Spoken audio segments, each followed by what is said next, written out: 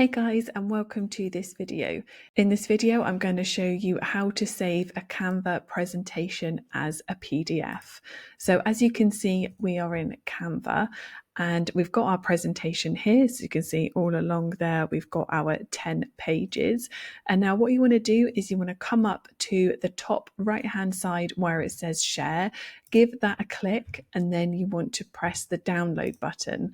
You've then got the option to do PDF standard, which is what Canva suggests, or you can do PDF print. Now, if you are going to be printing your presentation, then I recommend you do PDF print.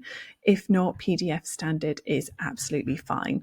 So what you can do is give that a click. You want to, if there was any pages that you didn't want included, you can untick them here, but we're going to go for all pages, and then we're just going to press the download button there. And as you can see, that has started to download.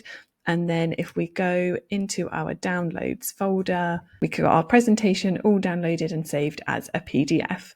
And that's it, guys. Thank you so much for watching this video. If you could give us a like and a subscribe, that would be amazing. And I'll catch you guys in the next one.